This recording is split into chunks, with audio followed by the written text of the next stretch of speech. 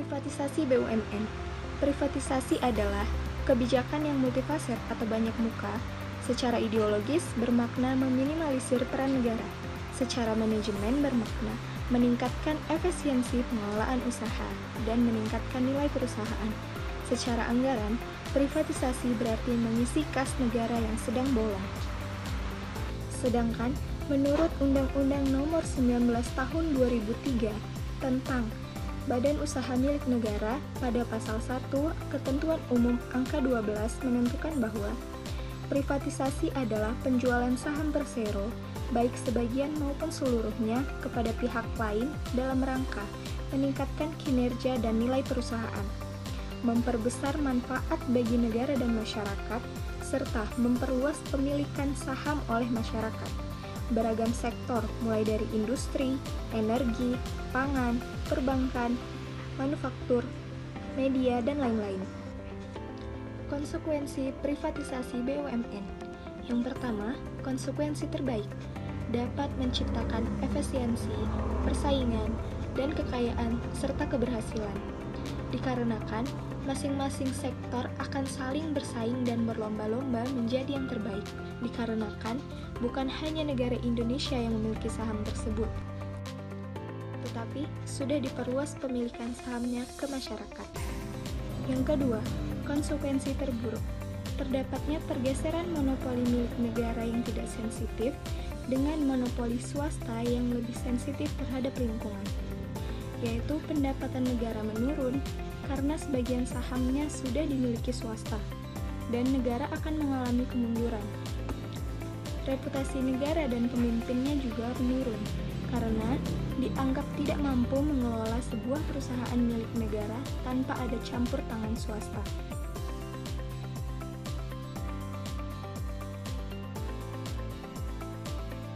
Selanjutnya, maksud privatisasi ialah menurut pasal 74 ayat 1, yang pertama, memperluas kepemilikan masyarakat atau persero. Yang kedua, meningkatkan efisiensi dan produktivitas perusahaan. Yang ketiga, menciptakan struktur keuangan dan manajemen keuangan yang baik dan kuat. Yang keempat, menciptakan struktur industri yang sehat dan kompetitif. Yang kelima, menciptakan persero yang berdaya saing dan berorientasi global, serta menumbuhkan iklim usaha, ekonomi makro, dan kapasitas pasar. Pasal 74 ayat 2, privatisasi dilakukan dengan tujuan untuk meningkatkan kinerja dan nilai tambah perusahaan dan meningkatkan peran serta masyarakat dalam kepemilikan saham persero.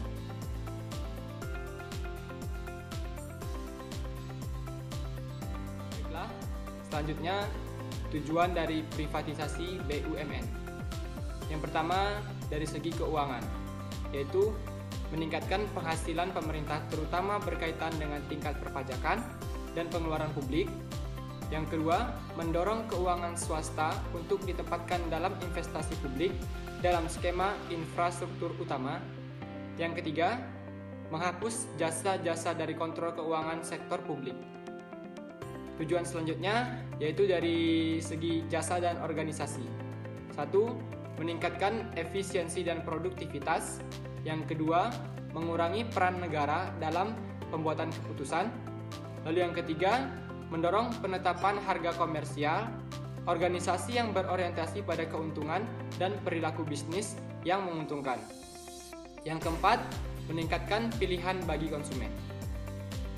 Lalu dari segi ekonomi, tujuan privatisasi yaitu 1. Memperluas kekuatan pasar dan meningkatkan persaingan. Yang kedua, mengurangi ukuran sektor publik dan membuka pasar baru untuk modal swasta. Tujuan privatisasi yang terakhir yaitu dari segi politik. 1.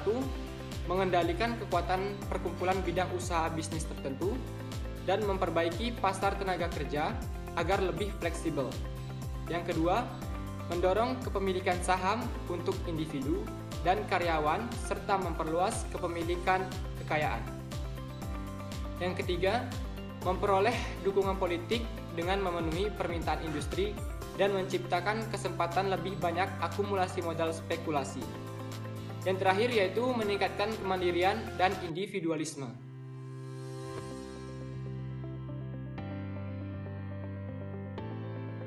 Bentuk privatisasi BUMN di Indonesia.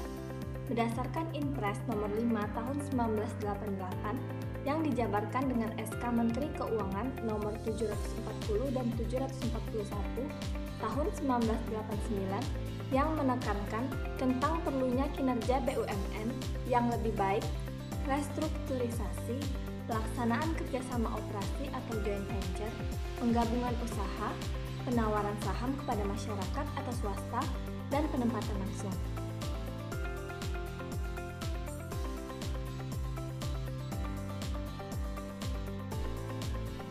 Teknik atau cara privatisasi ada 4, yaitu yang pertama adalah melalui 1.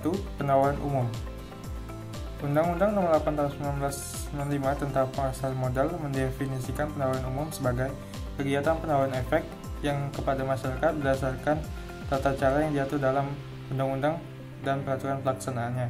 Lalu yang kedua adalah melalui penempatan langsung atau direct placement, yaitu penjualan surat berharga, saham atau obligasi yang diterbitkan langsung kepada investor secara tidak melalui mekanisme IPO. Para investor yang terlibat dalam penempatan langsung ini umumnya terdiri dari investor besar atau institusional seperti perusahaan pembiayaan, perusahaan asuransi, dana pensiun, dan lain-lain. Atau juga disebut juga penjualan saham penuh kepada pihak lain dengan cara negosiasi yang umumnya melalui tender. Lalu yang ketiga adalah private placement atau penempatan saham secara pribadi, yaitu mekanisme penerbitan saham baru oleh suatu perusahaan yang dijual langsung kepada investor individu atau grup investor tertentu tanpa melalui mekanisme transaksi reguler di bursa saham. Lalu yang terakhir adalah MBO atau Management Buyout, adalah sebuah persyarat yang ditentukan secara bersama dalam suatu transaksi penjualan atau pembelian saham berkenaan dengan pelakuan dalam akuisisi, merger dan pengambilan alihan suatu perusahaan atau korporasi, di mana dalam praktiknya terjadi karena kinerja korporasi bagus tetapi kekurangan modal.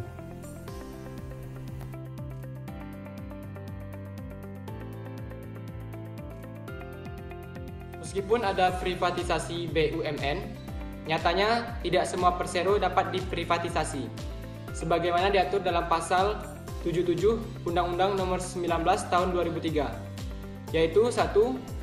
Persero yang bidang usahanya berdasarkan perundang-undangan hanya boleh dikelola oleh BUMN. Yang kedua, persero yang bergerak di sektor usaha yang berkaitan dengan pertahanan dan keamanan negara. Yang ketiga, persero yang bergerak di sektor tertentu yang oleh pemerintah diberikan tugas khusus untuk melaksanakan kegiatan tertentu yang berkaitan dengan kepentingan masyarakat. Lalu yang terakhir, persero yang bergerak di bidang usaha sumber daya alam yang secara tegas berdasarkan perundang-undangan dilarang untuk diprivatisasi.